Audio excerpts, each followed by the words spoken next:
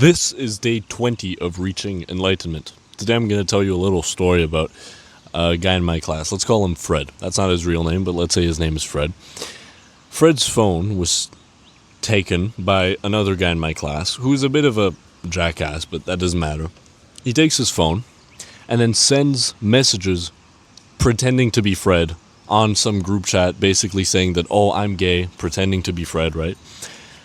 And you would think, okay, well, that's not that big of a deal, right? He just sent some messages. Fred is not gay, as far as I'm aware. And so it shouldn't, it's not that big of a deal. But wouldn't you know it, it's been escalated to, the highest level of my school's administration. Now, I have nothing against the school. It's a wonderful school. I don't have anything against the people working there. They're great people. But that really got me thinking about how the thing is, right, Fred, great guy, we're pretty good friends. We're not very close, but we're pretty good friends. I know him, he knows me, we get along very well. I like the guy. He likes me, I think. But it really got me thinking that if you're so affected by something so small and insignificant, the world will fuck you. At first, I was like, wow, that's shocking. They have some kind of beef, like Fred and let's call him John. The other guy isn't called John, but let's say the other guy is John. Oh yeah, John did this to Fred and now Fred is upset and they have this beef. And at first I was like, wow, okay, maybe something's going on. I'm not much into beef and gossip or whatever, but it was kind of a big deal in my class. But then over time, as I heard it over and over, and then the parents got involved, and then all of this shit started happening, and I was just thinking, what is the big deal? Why are we still talking about this a month later? I don't understand. Personally, right? If that had happened to me, if John had done that to me, if he'd taken my phone, texted, let's say, my girlfriend and said, oh, I'm gay, or texted the group chat that I was gay and whatever, nothing that John could do, or especially nothing that John could send from my phone, would affect me that much. Even if it was some compromising photo, yes, that would suck, but it's not that big of a deal. But especially if it's something as small as making a false claim about me that I know isn't true, and it's not particularly defaming. It's so what? Nobody cares. I just wouldn't be that affected. Now, this isn't to go oh, I'm some big tough guy. It's just, I don't think one should be so affected, firstly, by somebody else's behavior, but more than that, by something that's so insignificant. At one point, I was at lunch with Fred and some other guys, and I just got pissed off that we were still talking about this, given how fucking stupid it is. I just turned to Fred and I was like, dude, I like and respect you, and you don't need to listen to me if you don't want to, but grow the fuck up. That's what I wanted to say. And that really was a lesson for me, which is, I wouldn't be affected by something that small, but it just made me think about how much the modern world has degraded to where, all sorts of danger and perils and problems from our lives have been eliminated. All sorts of friction and discomfort have been eliminated. Our life used to be threatened every single day. Now we get food delivered to our house. You could literally stay inside of your house and get all of your needs met if you had enough money. And even then, you could just stay on the fucking welfare system and you'll be fine. And so, obviously, when that happens, I don't know who talks about this. Someone, I've heard this somewhere, but you just think about it, it makes sense logically. Once you have no real problems in your life, you just start making them up. Your problems will never really go away. You'll just make new ones up if you don't challenge yourself to have real problems. And that's what I think has happened. Our lives are so comfortable, we have all our needs met, there's not much to do, that we just need to make something up to make our lives interesting. And we blow small things out of proportion. That's why people feel offended by stuff.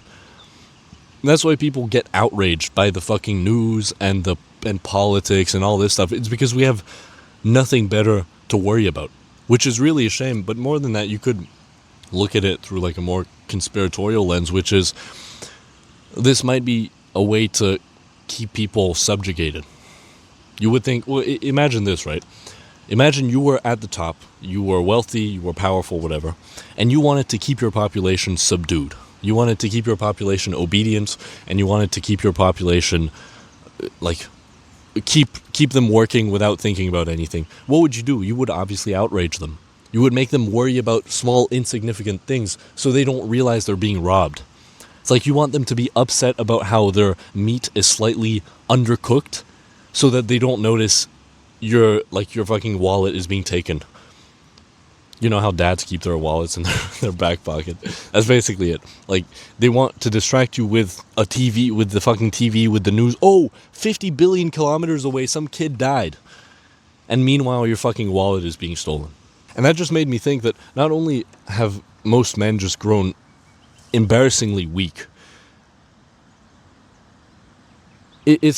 I'm almost looking forward to seeing what happens to them when they go out into the real world. Like when they actually go out of school and then uni, which is just like more without like no responsibility, playground kind of thing. When they actually get a job and maybe their parents aren't there to have their backs or anything, what's going to happen then? I don't think they're going to be ready for it. They're definitely not ready for it now. If something as small as that, like small insignificant message, fucks you up, the world will fuck you.